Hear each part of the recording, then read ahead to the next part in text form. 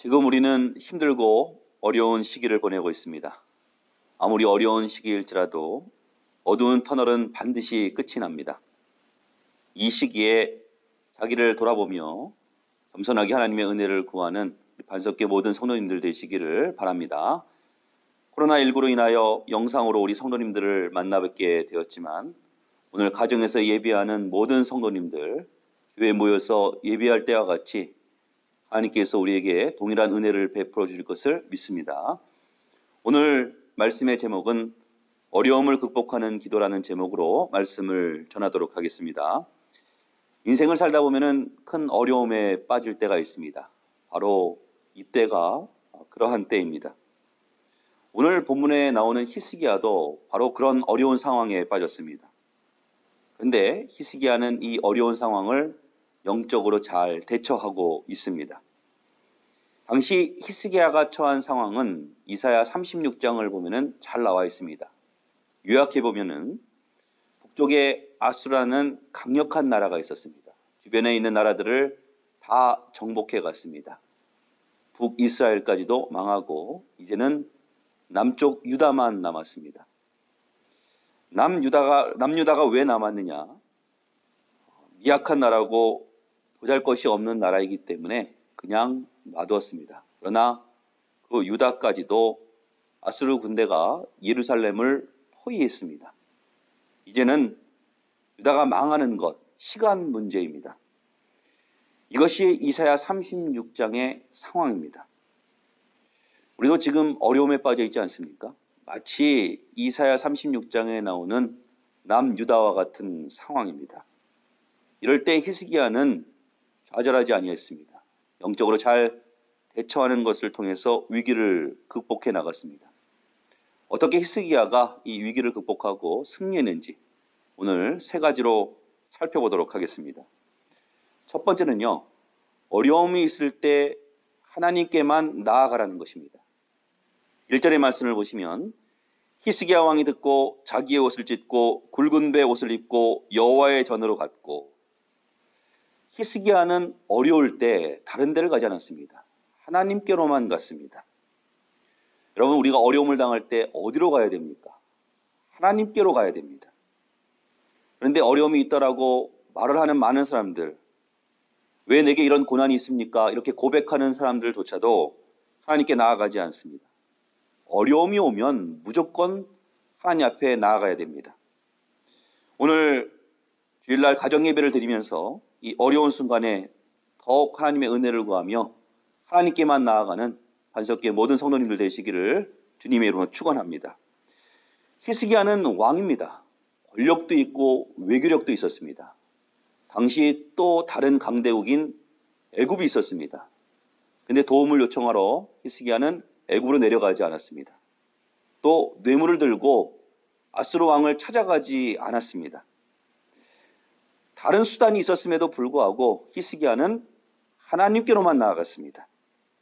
여기에 해결책이 있습니다. 우리도 어려움을 당할 때 많은 사람들을 보면은 바로 하나님 앞에 나아가지 않습니다. 이런 수단 저런 수단 다 써보고 안 되면 그때야 하나님 앞에 나아갑니다. 그것이 아니라 어려움을 당할 때 곧장 하나님께로 나아가야 된다는 것입니다. 오늘 1절의 말씀을 다시 보시면 중간에 굵은 베옷을 입고 라는 말씀이 나옵니다. 이 말씀은 쉽게 회개했다라는 뜻입니다.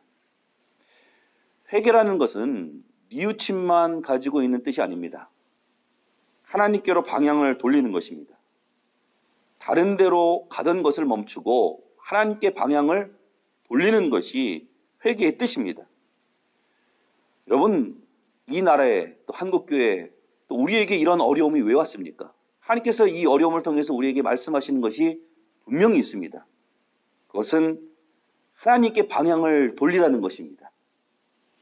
오늘 예배를 드리시는 반석계 모든 성도님들, 하나님께로 방향을 돌리고 하나님께로만 나아가는 믿음의 종들 되시기를 주님으로 축원합니다. 또 히스기야는 혼자만 나아간 것이 아닙니다. 주변에 있는 사람들과 같이 나아갔습니다. 오늘 2절의 말씀을 보시면 왕궁 맡은 자 엘리야김과 서기관 셈나와 제사장 중 어른들도 굵은 베옷을 입으니라. 이렇게 나와 있습니다. 오늘 주일 가정에서 예배드리는 우리 반석교회 모든 성도님들 함께 하나님 앞에 회개의 자리로 나가기를 원합니다. 그럴 때 우리를 이 위기 속에서 건져주실 줄 믿습니다. 두 번째는 어려운 순간에 하나님의 능력을 구하라는 것입니다. 어려울 때는 우리에게 하나님의 능력이 필요합니다. 그런데 그 능력은 우리에게 있는 것이 아닙니다. 하나님께 있습니다. 내게 있는 것이 아닙니다. 하나님께 있습니다. 고린도후서 4장 7절의 말씀을 보면은 우리가 이 보배를 질그릇에 가졌으니 심히 큰 능력은 하나님께 있고 우리에게 있지 아니함을 알게 하려 함이라 말씀하고 있습니다. 하나님께 능력이 있습니다. 그런데 하나님께 능력이 있는데 그 하나님의 능력이 어떻게 우리에게 나타납니까? 하나님과 대화할 때, 기도할 때, 하나님과 대면할 때 하나님의 능력이 우리에게 나타납니다. 이스라엘을 구원한 모세의 능력이 어디에 있었습니까? 신명기 34장 10절의 말씀을 보니까 그 후에는 이스라엘의 모세와 같은 선지자가 일어나지 못하였나니 모세는 여호와께서 대면하여 아시던 자요. 모세의 능력이 바로 여기에 있었습니다. 모세는 하나님과 대면하여 아는 자였습니다. 우리도 어려운 순간에 하나님 앞에 기도하고 또 하나님을 대면하면 이 어려움을 이길 수 있는 능력을 주십니다. 그 능력을 구하는 반석교회 모든 성도님들 되시기를 주님의 이름으로 축원합니다. 지금 상황이 아수르가 예루살렘을 포위하고 있습니다. 포위하고 바로 공격하는 것이 아니라 지금 심리전을 펼치고 있습니다. 아수르의 사네리 왕이 랍사게 장관을 보내서 이스라엘을 협박하고 있습니다. 포위하고 협박하는 것은 말려 죽이겠다라는 뜻입니다. 마치 지금의 상황과 마찬가지입니다. 코로나19가 우리를 포위해서 말라 죽이려고 하는 것과 같은 것 같습니다. 협박의 내용이 무엇이냐? 두 가지를 말하고 있습니다. 너희들이 믿는 것이 무엇이냐는 거예요. 육적으로, 영적으로 믿는 두 가지를 공격합니다. 육적으로 공격하는 것은 무엇입니까? 너희 믿고 있는 애굽 있지? 믿고 있는 그 애굽은 썩은 갈대 지팡이야. 공격하고 있습니다. 또 영적으로도 공격합니다. 너희들 하나님을 믿고 있지 않니? 히스야가 종교개혁을 했고 산당을 무너뜨리면서 하나님께로만 예배하라고 말씀했습니다. 그런데 그 랍사게는 너희들이 믿고 너희들이 예배하는 그 하나님이 너희들을 지켜주지 못한다는 것입니다. 협박하고 있습니다. 협박은 우리의 마음을 무너뜨립니다. 거기에서 더 나아가 내가 이 땅에 와서 너희들을 멸하는 것, 이것 자체가 하나님의 뜻이고 하나님의 명령이야. 여호와께서 우리에게 말씀하신 거야. 이렇게 랍사게가 협박하고 있습니다. 이것은 조롱입니다. 그런데 그 말을 이스라엘 백성들이 듣고 두려워합니다. 그리하여서 부탁합니다. 당신들의 말로 해달라고. 우리나라 말로, 유다 말로 하지 않기를 구합니다. 이사야 36장 11절의 말씀을 보시면 이에 엘리야김과 셈나와 요아가 랍사게에게 이르되 우리가 아람 방언을 하오니 청하건대 그 방언으로 당신의 종들에게 말하고 성위에 있는 백성이 듣는 데에서 우리에게 유다 방언으로 말하지 마소서 하니. 여러분, 우리가 어려울 때 우리의 마음을 무너뜨리는 배후에 마귀가 있습니다. 지금 많은 사람들이 마음이 무너지고 두려워하고 있지 않습니까? 이때 히스기야는 그들과 대화하지 않았습니다. 하나님의 능력을 구합니다. 어려울 때 우리가 세상과 대화하면 대화할수록 우리의 마음이 무너집니다. 두려워집니다. 타협하면 타협할수록 손해를 봅니다. 오직 하나님의 능력을 구해야 됩니다. 우리 반석교회 성도님들 어려울 때 하나님의 능력을 구하는 그런 은혜의 종들 되시기를 주님으로 축원합니다. 세 번째는 어려운 순간에 하나님의 이름을 걸고 기도하라는 것입니다. 오늘 4절의 말씀을 보시면 당신의 하나님 여호와께서 랍사게의 말을 들으셨을 것이라.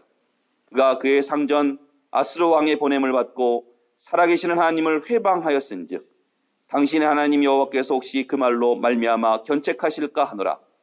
그런즉 바라건대 당신은 이 남아있는 자를 위하여 기도하라 하시더이다 하니라. 히스기야는 기도가 뭔지 아는 사람입니다. 하나님, 저놈들이 지금 하나님의 이름을 욕되게 하고 있습니다. 하나님의 영광의 이름이 모욕을 당하고 있습니다. 히스기야는 하나님의 이름을 걸고서 기도하고 있습니다. 하나님, 하나님의 이름을 위해서 일하여 주시옵소서. 다윗이 쓴 시편 23편의 말씀을 보시면 3절에 내 영혼을 소생시키시고 자기 이름을 위하여 의의 길로 인도하시는도다, 이렇게 나와 있습니다.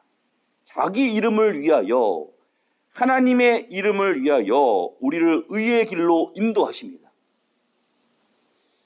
저는 이름이 주는 능력을 체험할 때가 있었습니다.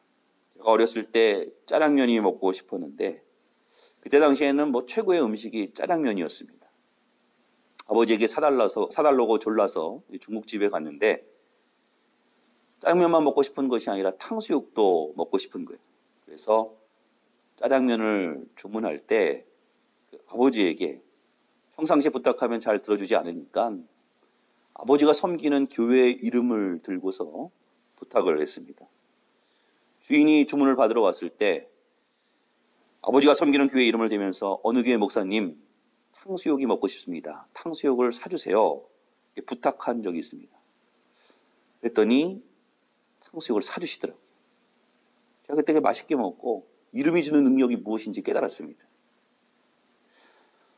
여러분, 하나님의 이름은 능력이 있습니다. 하나님의 이름을 붙들고 우리가 기도할 때 분명히 그 이름을 위해서 하나님께서 역사하실 줄 믿습니다. 오늘 히스기야 자신을 협박하는 그 모든 것들이 기도의 제목이 되었습니다. 14절의 말씀을 보시면 히스기야가 그 사자들의 손에서 글을 받아보고 여호와의 전에 올라가서 그 글을 여호와 앞에 펴놓고, 그 글들이 무엇입니까? 항복문서입니다. 협박문서입니다. 그러나 히스기야는 그 협박문서가 바로 기도 리스트가 되었습니다. 문제 리스트가 기도 리스트가 되었습니다. 마귀는 우리를 묶고 우리를 넘어뜨리려고 협박을 합니다. 그러나 그 협박하는 모든 것을 기도의 제목으로 바꾼다 그러면 승리할 수 있습니다. 하나님께서는 오히려 적의 공격을 통해서 우리를 강건하게 하십니다. 하나님의 이름을 붙들고 나가니까 어떤 일이 벌어졌습니까? 오늘 6절과 7절의 말씀을 보시면 이사야가 그들에게 이르되 너희는 너희 주에게 이렇게 말하라. 여호와께서 이같이 말씀하시되 너희가 들은 바 아수르 왕의 종들이 나를 능욕한 말로 말미암아 두려워하지 말라. 보라, 내가 영을 그의 속에 두리니 그가 소문을 듣고 그의 고국으로 돌아갈 것이며 또 내가 그를 그의 고국에서 칼에 죽게 하리라 하셨느니라 하니라. 이 말씀 그대로 산헤립 왕은 죽었습니다. 그리고 그의 강력한 군대는 하나님께서 후 불어버리시니까 하루아침에 송장이 되었습니다. 오늘 말씀의 결론을 맺겠습니다. 히스기야는 기도로서 그 어려움을 돌파했습니다. 우리도 마찬가지입니다. 어려울 때 하나님께 나아가면 됩니다. 하나님의 능력을 구하면 됩니다. 하나님의 이름을 걸고서 기도하면 됩니다.